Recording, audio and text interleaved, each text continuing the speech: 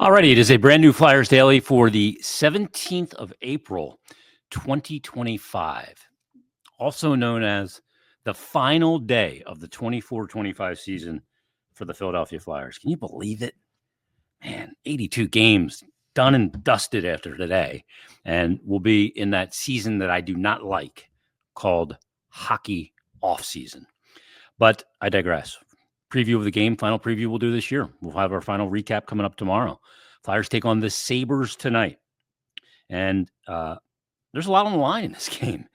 Flyers lose, they end up with the fourth best odds to win the lottery.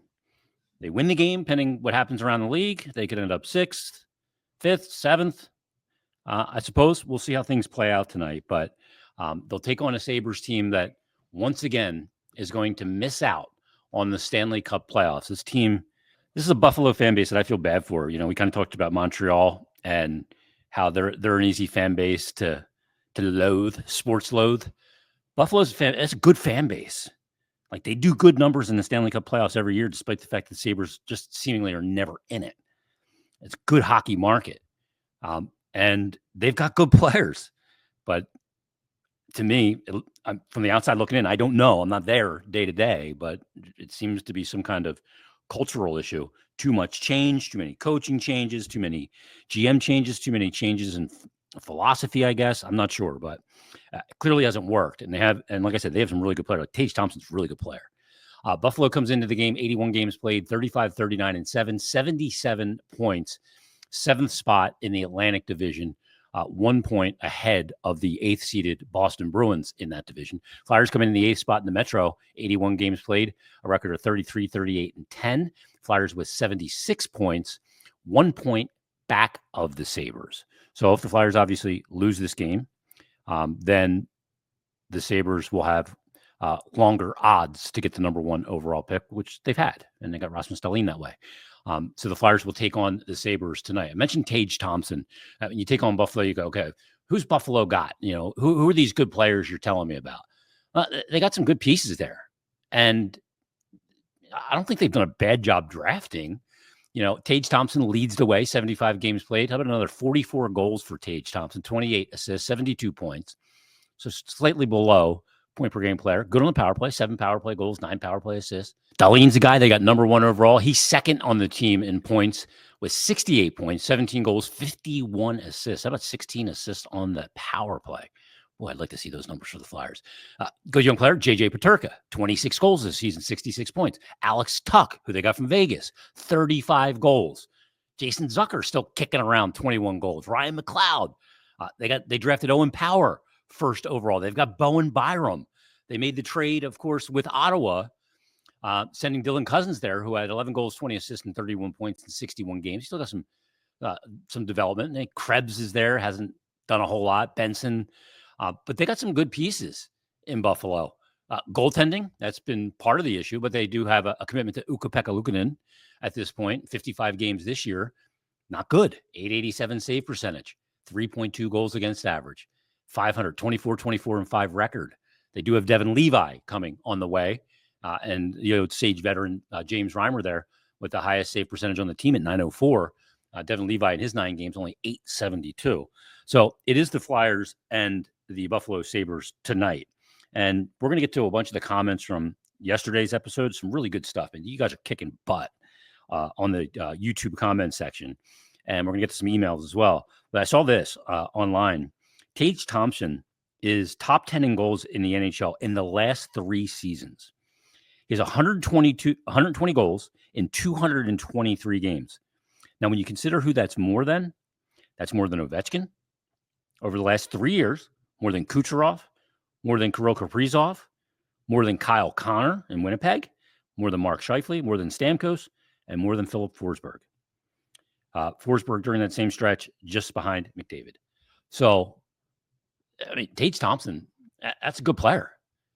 Now, all the talk these days, and with the draft odds and the Flyers going to finish with the 4th worst record and all of that conversation, that's going to be a talking point right now because Tage Thompson is a really good big center. Where was he taken? He must have been taken in the top 4 or 5, right? Nope. 2016 draft. How about 26th overall? Again, I'm gonna say it again, and we're gonna probably repeat it a couple times in this episode. To get the top pick in the draft, you can get talent outside that. This notion that the top 5 in this draft, or top 6 that are saying in this draft, is the only place that you can get high-end talent is total and complete BS.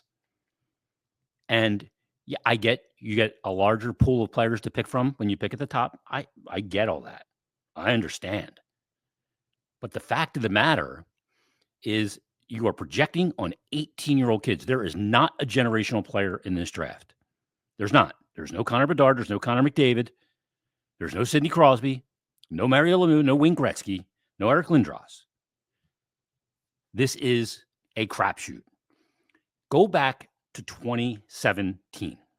Now, the Flyers got lottery luck that year and moved up from 13 to 2. Devils moved up to number 1. That draft, at that time, the talking point was the drop-off at that 2017 draft was after the top 2 picks, after Nolan Patrick and Nico Hischier. They were the top 2 consensus. They flip-flopped a couple of times around.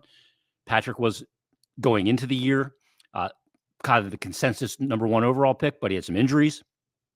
We know how that played out. Nico Hischier's a nice player, not a generational player. That draft, back then, all the good players, the great players in that draft, came after the top 2. Let me give them to you. Anthony Chaperon put out this tweet. The Vancouver Canucks, 5th overall, took Elias Pettersson. At 4th overall, the Colorado Avalanche took Cale Makar. More on the Avalanche in a minute. Obviously, Hischier went number 1. The St. Louis Blues, 20th overall, took Robert Thomas, who's played 466 games so far, has 396 points, 107 of them are goals. All right, let's continue. Again, that was 20th overall. The Dallas Stars in that draft, in the second round, 39th overall, took Jason Robertson. Nick Suzuki was taken in that draft, not in the top 5. He was taken 13th overall by the Vegas Golden Knights, now obviously with the Montreal Canadiens. Another guy that just got moved this season, real good player, was drafted by Carolina. Martin Necas, 441 games, got 326 points in his career already, taken 12th overall. Again, two-person draft. That's where it dropped off after Hischier and after Nolan Patrick. Let's keep going. 121st overall, Drake Batherson. Dallas Stars, 3rd overall. Again, the drop-off was 2 at that draft. Miro Heiskanen. And the Buffalo Sabres in that draft, 8th overall, Casey Middlestat. All of those players have played, with the exception of 2, over 400 games in the NHL already. Makar has played 395 and is unbelievable, has 428 points. Also, Jason Robertson has played 373, but has 394 points. So again, this notion in a draft like this with 18-year-old kids that you can't get top talent outside that. We'll see if the Flyers finish 4th. We'll see. That'll be determined tonight. And we can stop having this dumb argument about, the Flyers are going to screw this up tonight and win this game. What do you suggest they do? Do you suggest they just, scratch some of their better players? Should Mishkov not play tonight because he's one of your top offensive weapons? Should they healthy scratch TK? The reason why the NHL put in a draft lottery system, and there's been reform to it, and there was a team that I just mentioned calling for that reform back in 2017. That team was the Colorado Avalanche. They finished the 2016-2017 season. Wait till you hear this. They weren't bad. They were downright hideous that season. They were 21 points in the rear to the second worst team in the NHL. And when they ended up with the 4th overall pick, where they took Cale Makar, there was outrage. People were calling for lottery reform, that the worst team needed better odds of landing the top overall pick. They finished that season with a record of 22, 56, and 4, 48 points. The second worst team in the league was Vancouver. They had 69 points. Colorado was a minus 112 in goal differential. They ended up getting Makar. Had they had won the lottery, or had the second pick in that lottery, they wouldn't have drafted Cale Makar. Cale Makar wasn't thought of at that time. He was beyond the drop-off. Joe Sakic was outraged about how bad they were and that they were picking fourth in that draft. So that is why there is a system in place like a lottery. So teams don't purposely tank and ruin the integrity of sport. I believe in integrity in sport. And I posted about this in reply to a tweet from Anthony, because that's why a lottery is in place, to prevent teams from doing this. There was a guy that replied to my tweet and said the following. He said, Mike said, I don't like the lottery system at all. It should be the worst team gets the first pick and so on. Why do we have these complicated lottery systems? It's simple, Mike. The integrity of the sport. You want teams to go out there and have a competition to see who can suck more? You think that's good for the game? That's not good for the game. That's horrible. You have to put a lottery system in place to protect the league from itself. That's the dumbest idea I've heard in weeks. They shouldn't have a lottery system, so teams can sit there and have the competition to see who can lose the most games. Holy God, what world am I living in? That is unbelievable. So we'll see what happens tonight. If they win the game, they lose the game, fate will be where it is. I mentioned Bedard and how Jonathan Taves missed that breakaway. They ended up getting some lottery luck, moving up and drafting number 1 overall and drafting Connor Bedard. And somebody said, in the YouTube comments, the league fixed that for Chicago. They'll never fix it for us. I got news for you. Philadelphia, like Chicago, like New York, like Boston, like Detroit, are really big, important markets for the NHL, especially those on the East Coast. It's just the fact of the matter. If you believe the league has fixed it for Chicago, but wouldn't fix it for the Flyers, first of all, the fact that you would believe that it's fixed, get the tinfoil hat off. Like, that's, again, ridiculous. You think a league would risk that and it getting out and becoming public and what that would do? I mean, you're talking about billions and billions of dollars in a sports league. All its integrity would be gone. Can't do that. I know people have these conspiracies. The pay fixed it for the Penguins. No, they didn't. It's the lottery luck of the draw. Let's get to the YouTube comments. John said, Jason, I love your passion for hockey. It is awesome. Thank you. Steven, God bless Jason. You will get back. We're all behind you. I appreciate that. Pandera said, I wish it would have been a better game for you for your one game back, but I'm glad you got to make it out. Your podcast has really helped me enjoy this season for what it was, even if it wasn't what I hoped. Thanks so much. I hope you're feeling better and stronger for next season. I do too. Rick had messaged in and said, glad you got to see the game. You're a true warrior. I don't know about that. You said you mentioned standing behind the Columbus Blue Jacket net, and that glove save on Konechny was probably one of the quickest glove saves I've seen on TV. However, I totally agree on the Montreal arrogance. It's not just hockey either. Not a fan, though. They're closest to me geographically. Love the pod. My drive to work is complete. Thank you, sir, and God bless. Thank you. Joseph said, glad I made it to the game last night or on Tuesday night. Dean messaged in and said his mother passed away from cancer 25 years ago, halfway through his military career. He said, are you still going to have the podcast once the season ends? Yeah, I touched on this yesterday. I'm not stopping the podcast. I'm not going, yeah, I have cancer and I'm just going to stop doing things. That's surrendering. To me, that's defeatist mindset. Dean went on to say, I'm disappointed about the season. I was stoked about it going in, and now I have to put up with the Lightning fans during the playoffs. My goal is to see the Flyers play in Philly. I'm tired of lots of the talking heads cheering on the tank. All they worry about is a top 3 draft pick. As a 60-year-old man, I've been a Flyers fan for 45 years, and I want them to win. I hope we make the playoffs next year and find a 1A or 1B goalie. Stay strong. We love you. Thank you, man. I appreciate it. I love you too. John said, Warrior, your fight is an inspiration. Keep fighting. You're inspiring others. Go Flyers. Let's go, Jason. Thank you. Bob had messaged in and said, Glad to hear you made it to the game for Columbus. I could hear it in your voice when you talked about it here, how much it meant to you. I hope it helps you even more than you know it will. I love this game. I love every element of it. I love the smells of the locker room, which is disgusting. I love the hum of the rink. I love everything about it. And Bob went on to say, I can't believe the season's just about done. Early once again. I know. As somebody who was born and raised here and a Flyer fan, birthrighted,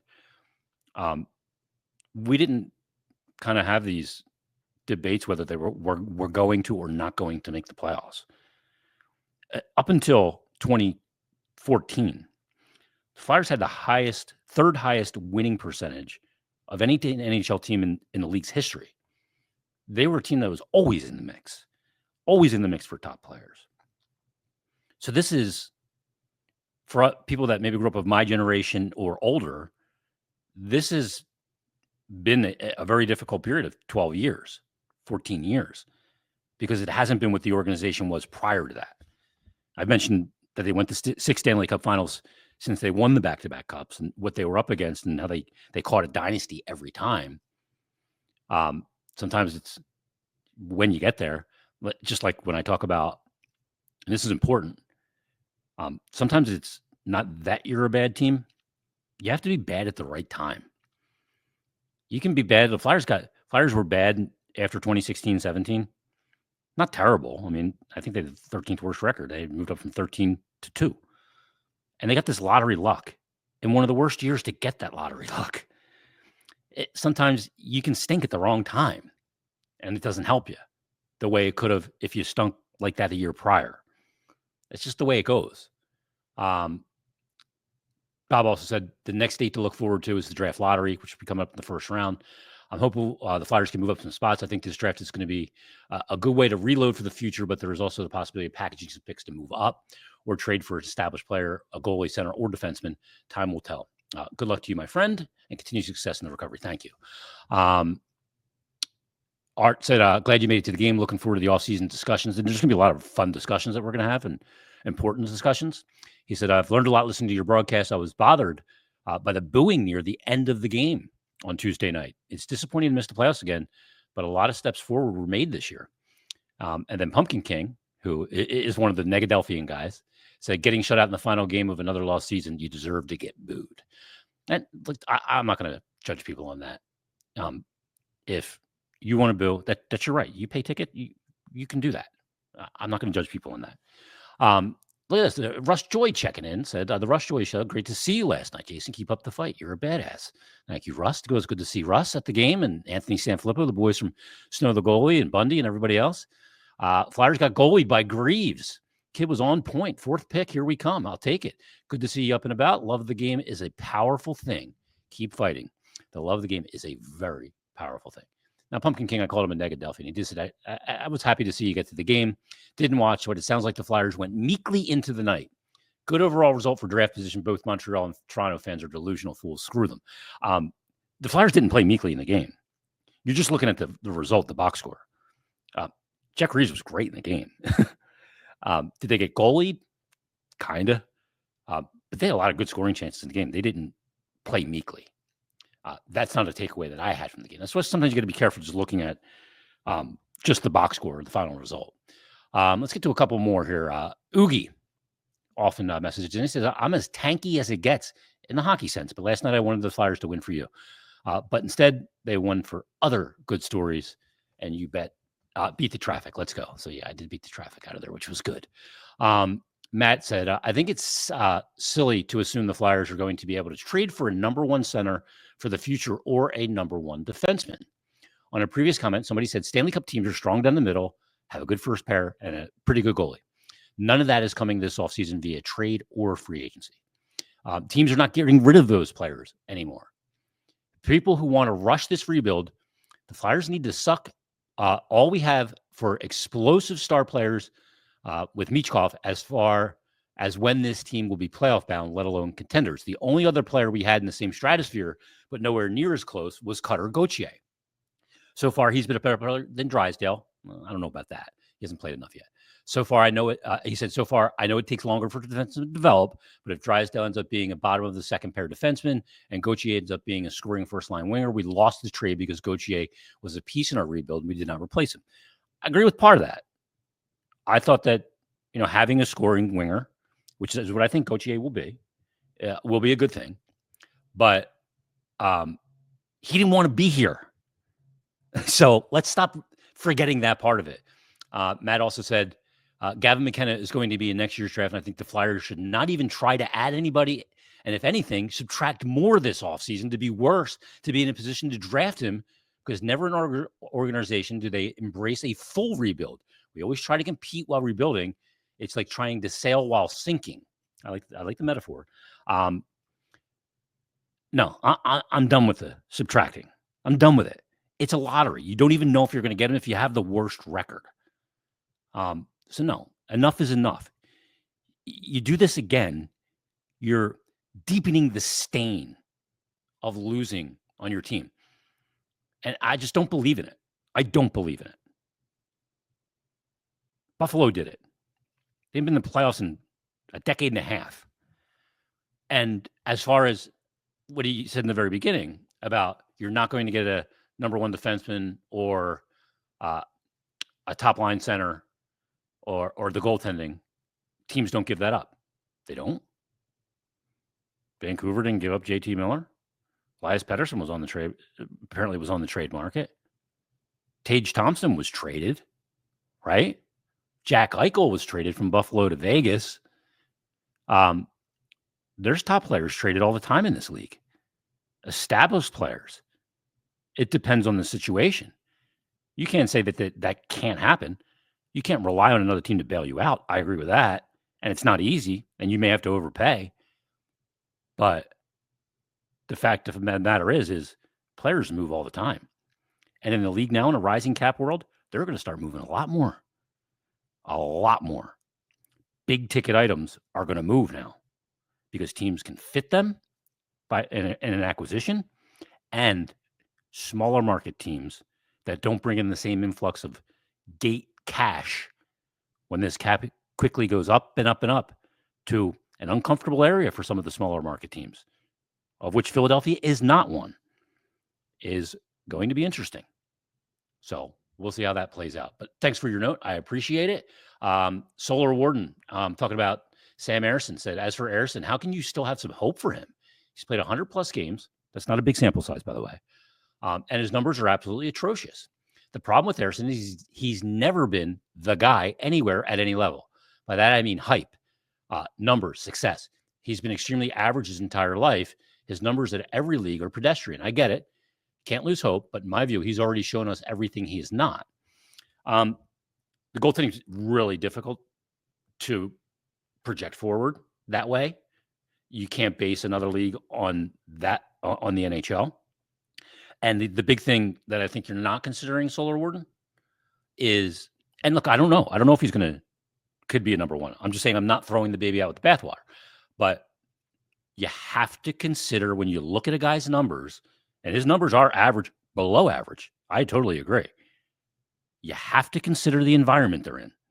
You have to. And I'll bring it up again. I brought it up several times over the years on this podcast. The last year Doug Weight coached the New York Islanders, Yaroslav Halak and Thomas Greiss were their goaltenders. People on the island were screaming, our goalies stink. They can't stop a beach ball from the blue line. The Islanders gave up the most goals in the NHL that season, the most, with those two goalies. That offseason, they made a trade, or they made a change at the head coach position. Doug Weight was fired. They hired Barry Trotz, who brings in a very structured system. Very successful system, as you know. Won a cup with it in Washington. And those same two goaltenders, a year later, that couldn't stop a beach ball and gave up the most goals in the NHL the year prior, gave up the least amount of goals in the NHL the next season, won the Jennings Trophy, and shaved 102 goals off year to year. About 1.2 goals per game. Because the environment was good. You have to consider that. Has the Flyers' environment been good while Sam Ersson's been here? No. It's gotten progressively worse because they've made deals and subtracted. So judging goalies on raw numbers like that doesn't take a lot of, there's no nuance in it. When looking at a goalie's numbers, you have to consider nuance. You have to consider what they give up. And I'm not talking about shots and volume. I'm talking about quality. You also have to consider, does a goalie match what your team can take away? You know, if I got a goaltender that's not great on lateral plays, but great on low to high plays, I better be a team that doesn't give up a lot of lateral scoring chances, but will give up some scoring chances low to high.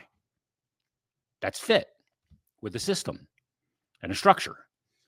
You have to consider the environment as well. We'll see for Sam.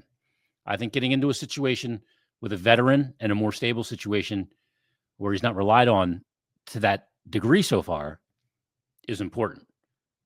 I don't make up my mind on a goaltender at 25. It's just too early to do that. A couple of emails. Steven, first off, wanted to say I'm praying for you and your family while you continue this fight. Your podcast is something I look forward to listening to during the long workday. Thank you. I appreciate that very much. He said, with Jetlachenko, still very young, what do you expect will happen with Jet next season? Making an NHL team is hard enough as it is for grown men, but especially hard for someone who can't even buy a beer. Does he have to return to the Guelph Storm, or can he switch clubs? I mean, he could be traded, absolutely. They obviously had a bad season and would rather see him playing with players that are the same quality as him. Hope that what I'm saying makes sense. All the best. Steve, thanks for the note, Steve. Jetlachenko will be interesting. Obviously got a taste out of camp this year of the NHL. Went back to Guelph. Had a pretty good year. Guelph's not a great team. It would be ideal if he was on a different team. Yet he does still have to go back to the CHL because of this stupid rule, which I think doesn't help players in major junior hockey develop. So he'd be better off to me playing in the AHL, but they have to play in the CHL until they fulfill the obligation. Will he make the team out of camp? That's going to be incumbent upon Jet. Jet, I will say this, even though he's very young for his draft class, was 17 when he was drafted, turned 18 in August. He is, you would never know, both looking at him physically, very developed, big time gym rat, and the way he carries himself is very mature. I was stunned that he's as young as he was, in seeing him on the ice and seeing the way he conducts himself off the ice, the way he speaks, the way he carries himself. And I talked to was corresponding with Ian LePerriere about a week ago about him, and he's like an old soul, very mature for his age, and his game has a maturity to it too. It's he's got a lot of speed. Some guys don't know how to use their speed though. They just think being fast is the way to do it. Jet uses his speed, but also goes to the right zip code, goes to the right places to use it and use it properly. So we'll see. We'll see what kind of camp he has. We'll see what is added. When we talked in yesterday's episode, if they're going to have turnover of 4 to 6 players, who are those players coming in and who's going out? That's a big part of the equation this offseason. Craig said, happy to hear you push through and made it to the game on Tuesday. So glad you made it and enjoyed the experience. Keep battling. Next season will be better. Now on to the playoffs and an important offseason. Very, very true. This is a very important offseason for the Flyers and a lot around the league. So let's wrap it up there. Flyers will wrap up the season tonight. And already, I'm anxious about an offseason ahead of me. I just hate the offseason. I just love the game so much, and I'm going to enjoy the playoffs and watching them and everything. But hockey all season's miserable. It just begins a countdown for me. I can't wait for next season to start. I'm going to be physically better, mentally better, and we'll see where this Flyers team goes. Important all season. A lot of important things will be determined. Everybody, thanks for listening. Thanks for watching. We'll break down Flyers Sabres coming up tomorrow. Join us then on a brand new Flyers Daily.